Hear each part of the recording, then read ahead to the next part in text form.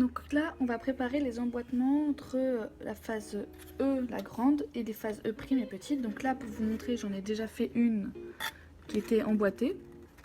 Et là, j'en ai déjà découpé une pour vous montrer le final. Et donc là, maintenant, on va s'atteler à couper la dernière planche. Donc là, pour rappel, il ne faut pas mettre la main en dessous. Il faut vraiment toujours la mettre au-dessus, c'est simplement de la sécurité.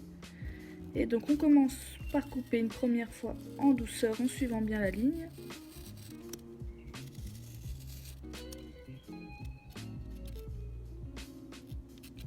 Voilà, puis après on recoupe. Alors j'ai mis en dessous un petit carton pour protéger la table. Et vous allez voir quand même que au final c'est quand même bien utile avec le carton plume parce qu'on va vite passer dans le travers. Voilà, vous voyez déjà j'ai déjà les traits, donc au moins il n'y a pas trop à s'inquiéter. Donc là il y a déjà les petites marques qui sont apparues juste avant. Donc, donc je repasse juste dedans pour être sûr que tout soit bien coupé. Voilà. Ensuite on enlève. On tire. Bon, vous voyez là il reste un petit peu. Il reste un petit quelque chose là qui dépasse. Pas de souci. Hop. On coupe. Et voilà. Vous avez quelque chose de propre, net, précis. Donc maintenant avec mes deux faces, je les prends et il suffit juste de les emboîter l'un dans l'autre. Donc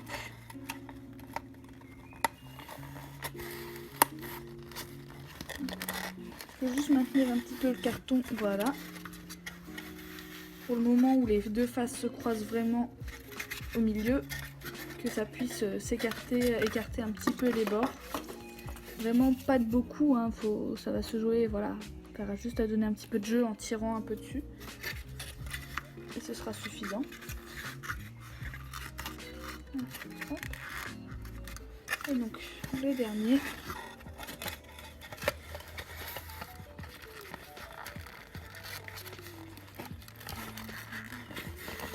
Et voilà. Donc là, vous avez les différentes faces, les différentes cases déjà prêtes, pas de collage, juste découpage. Donc là, nous allons nous intéresser à la partie bleu foncé. Donc la séparation de la largeur de 15 cm pour avoir les cases de 7,5 cm de profondeur. Donc c'est pour ça que je vous avais dit que c'était recto verso en fait, comme ça vous avez des cases d'un côté, des cases de l'autre. Donc pour ça, vous allez prendre une nouvelle plaque de carton plume ou alors une chute. Donc moi j'ai fait avec une chute, donc c'était amplement suffisant. Donc ce que vous allez faire, c'est vous allez poser votre base qui a été faite juste avant dessus et vous allez vous assurer qu'elle est bien au bord. Donc c'est à dire là moi j'ai pris un bord que j'avais déjà découpé qui était bien droit. Donc je me fie à lui pour poser en fait mon rapporteur et savoir que donc les faces, donc ces faces qui sont là sont bien collées, sont bien droites par rapport à lui. Et je fais la même chose ici. Hop, et c'est bon. Donc à partir de là, je prends donc j'ai tracé en fait les limitations des cases. Donc ici. Donc bon, là ici j'ai déjà fait pour être plus simple pour la vidéo. Donc je vais faire ça à chaque fois. Donc pour la 3 aussi, la 2, enfin ainsi de suite. Donc à la fin, si vous avez une chute qui est un peu plus grande que votre base, c'est pas grave, vous faites simplement un trait. Ce qui fait qu'à la fin, vous repasserez dessus avec la règle, hop, et vous aurez votre case qui sera prête. Et donc je vous conseille de les numéroter au fur et à mesure, 1, 2, 3, 4 pour l'instant, car normalement chaque case est identique. Mais il peut arriver qu'il y ait 1 millimètre ou 2 d'écart. Donc une fois que cette partie-là est tracée, donc vous tournez simplement de l'autre côté. Et ici, il faut bien plaquer votre base, donc E', pour pouvoir tracer. Donc là, sachant que ici, il faut bien plaquer et avoir bien vérifié avant que votre base n'a pas bougé et que vous êtes toujours collé au bord comme avant. Comme ça, là, voilà, vous pouvez tracer, vous pouvez numéroter. Donc là, par exemple, je vais écrire 1', 2' par rapport à avant. Voilà, comme ça permet d'avoir les marques. Et donc ici après vous pouvez soit mesurer donc directement, donc là je prends une meilleure graduation, donc la largeur de votre case. Donc vous voyez là, pour moi à la fin ça fait du 4,7, donc ça c'était au niveau donc ici, et donc à la fin je peux vérifier mon 4,7 sur ma plaque. Voilà, ici je peux faire une petite ligne et après je vérifie à chaque fois. Donc ici par exemple j'ai 4,7 aussi, et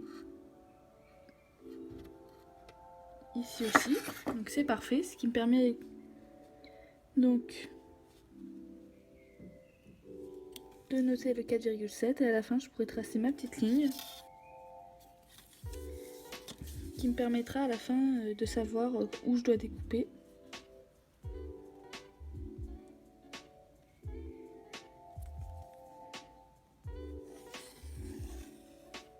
Voilà, donc pareil pour cette zone là, forcément comme c'est un angle droit, j'ai pas à me soucier, je reprends ma ligne d'avant et hop. Et donc là vous avez toutes vos cases de fait pour cette partie là. Et donc il n'y a plus qu'à découper et à les fixer. Une fois que toutes les cases sont découpées, les 1, 2, 3, 4 et les primes, donc ce que vous pouvez faire, il y a deux manières en fait pour pouvoir fixer les séparations dans la base EE'. Donc c'est soit simplement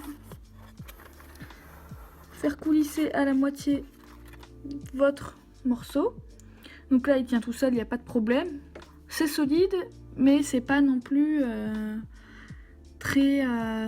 c'est pas super fixé, donc au moindre choc ça peut tomber, ça peut se décaler. Donc moi c'est bien, mais je vous conseille une autre technique qui est tout aussi simple en fait. C'est, bon là j'ai déjà fait le trou ici comme vous le voyez, mais en fait c'est vous passez un cure-dent et c'est le cure-dent, vous forcez un petit peu et le cure-dent va faire le trou et va vous permettre donc de fixer les parties 1 et 1'. Bon là ici j'ai pris 1 et 1', donc les parties 1 et 1' vont être fixées grâce au cure-dent, l'une dans l'autre. Donc ici, voilà, j'ai juste à suivre ça. Et ça y est. Et donc après je fais la même chose avec 1'. Et voilà. Et donc les deux sont fixées. Donc vous voyez en fait elles sont solidaires l'une de l'autre, donc à la rigueur elles peuvent un petit peu bouger, mais elles ne tomberont jamais, elles resteront toujours au milieu. Et surtout ce qui est très bien avec cette méthode là, c'est qu'en fait avant, pour tracer justement, pour faire les emboîtements, on a tracé les milieux de chaque partie. Donc ici il y a juste à enfoncer, à prendre la ligne du milieu et à enfoncer le cure-dent, voilà, au milieu. Donc ici c'est ma partie 2'.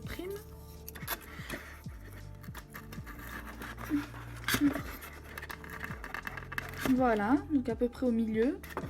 Ce qui fait que vous avez quelque chose pareil qui tient.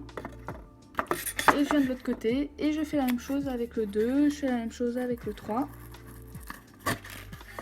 Et voilà. Donc après voilà, je vous avais dit qu'avant c'était pas une science exacte, que des fois il y avait quelques millimètres et que même si on prenait les mesures, des fois il s'avère que les morceaux ne sont pas totalement à la bonne taille. Vous en avez la preuve ici avec le numéro 2 qui est vraiment pas collé du tout au bord. Mais c'est pas grave en soi parce que de toute façon ce qui compte, vous n'avez pas à avoir un liquide ou quoi que ce soit, ça va être simplement un chocolat, donc c'est juste pour dire que ça part pas au bout, donc ça va pas être gênant. Et après on peut continuer donc avec les autres manières, de la même manière avec les autres côtés, donc avec le 3, avec le 3', et ainsi de suite. Hop, et hop.